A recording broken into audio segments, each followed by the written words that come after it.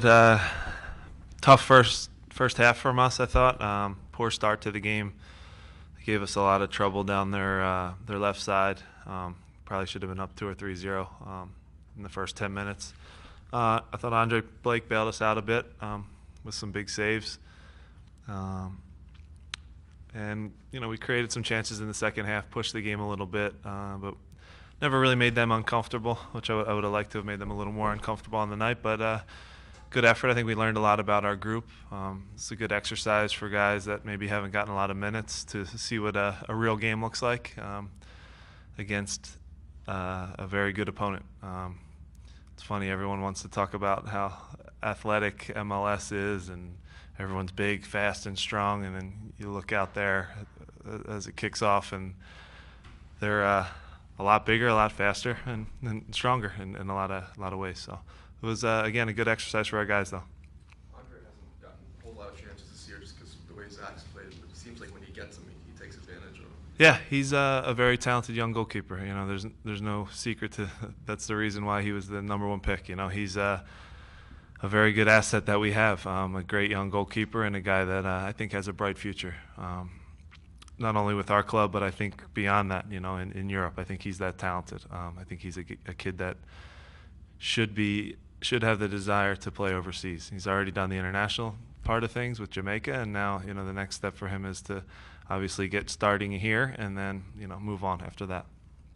What do you tell a guy like Ray Gaddis after a night like this, where he finally meets someone with his pace and he can't keep up? Yeah, that kid was a handful out there. He gave him some trouble. Usually Ray is always a step faster than the guy he's going against, like you said.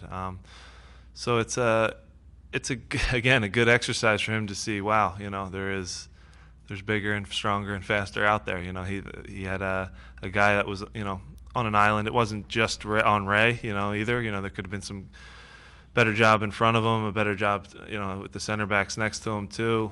Talking, communicating, sliding. We weren't on the same page as a back four, I would say, the whole first half. I thought the second half was a lot better, but definitely. You can see when they get isolated, they're a very direct team. So they would, play a long ball forward. They'd win the knockdown and fight for second balls, and they'd be in on us. So it was a back four under the gun for about 45 minutes. Talk about some guys who haven't gotten so much first-team playing time this year. One of them was Pedro Ribeiro. Yeah. What did you see out of him tonight playing center back? I know he's played a bunch of different Yeah. in Harrisburg. What do you want to see out of him? The idea before there was an injury or two. I wanted to play him in the number 10 role underneath the forwards, so that didn't happen tonight. But he stepped in and played at center back against some very good forwards and did a good job. So he's a soccer player too. He's one of these guys that can play multiple positions. We do have to find which one's best though, and because you don't want to get caught. It happens to guys in our league a lot. Is he a center back? Is he an attacking player? Is he a left-sided guy? And next thing you know, you're kind of scrambling team to team and different things like that. So we want to try to pick one. I can't tell you I know what's best for him. I've seen him play in preseason as a hold-up forward, and he did a good job there. Seen him play underneath. I like him underneath almost as like a number 10 because his feet are good and he can shoot a ball. He didn't get to shoot tonight, but he can smack a ball from distance, and I think that's a big threat. He's obviously a presence too. He's 6'4", so you start to look out there, and again, the bigger, stronger, faster thing is happening all over the world, and he fits that mold of a presence. He's got the body. He wins everything in the air, and he also has soft feet. So it's a rare combination. And I thought he had a very good game tonight. What did you see from Brian tonight? Brown? Yeah, I thought Brian Brown was good. He didn't get a ton of service in the first half. Maybe I'd like to see him do a little better with the one through ball he got. Maybe draw a PK or make that.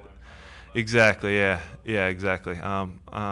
But he had some good actions. In the second half, I thought he was even a little more lively when he popped out wide, which was good to see that he can do that because I wasn't sure.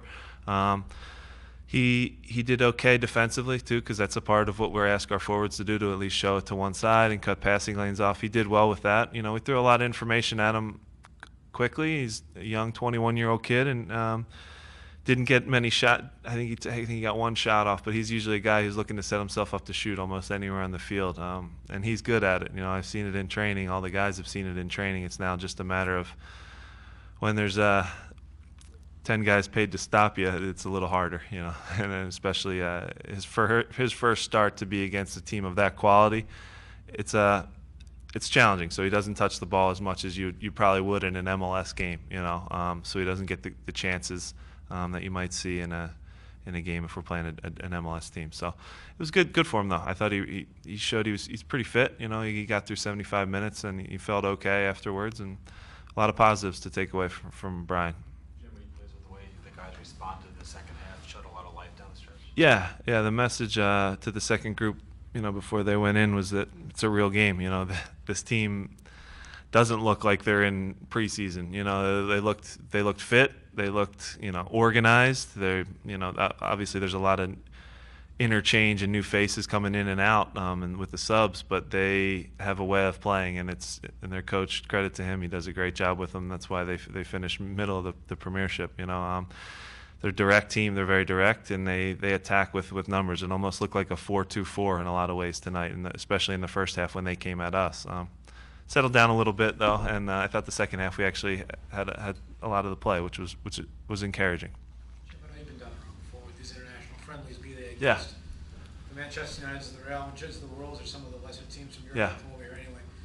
How do you manage expectations for your guys, for the fans, and all the same? You know, is the game a big deal? Is it Yeah. not a big deal? Or what? That's a big talking point right now, and I think it's a tough one, just because, you know, you'll hear someone will write the article that, well, you know, the Union only lost 1-0 to Crystal Palace, and Crystal Palace tied Liverpool. So is Liverpool only one goal better than, you know? And they start these conversations that are maybe good over a beer, but I don't think that they're discussions that should be written. You know. And until it happens where you throw an MLS team from the start of the Premiership season into that league, we'll never know the answer. You know, even the different games that have gone on with the Galaxy and Kansas City playing Man U and Manchester City. It's, you know, they're tough results, but at the same time, Manchester United's not 7 goals better than the Galaxy. It's just not the way it is. Until you get the teams, you know, and it won't happen. But if you put the Galaxy in the Premiership from the start of the season, you know, they had to come play their games in the Home Depot Center, then you'd have a real answer. But when we start talking about, you know, if Nottingham Forest played Kansas City, who's, you know, then the Euro snobs get going with, you know, with their opinion that our league's no good, and it's impossible. You know, it's an endless discussion. So again, good for barroom talk, but we'll never really know the answers. I still think the games are good. They're useful for our guys to see, wow, what the next level is like, and, you know, we had that tonight. You still have a week till the next game, but do you expect Maidana to play at KC? We're hopeful. He's progressing good. You know, our training staff's done a great job getting him back. He's an important piece, though. You can see, as we've missed him now in the past few games, he's a guy that you can give the ball anywhere on the field, and he kind of can calm things down. He's obviously a threat on set pieces, and a guy who's good around the goal. So we miss him greatly, and we're hoping for Kansas City. That's the goal. Good. All right. Thanks.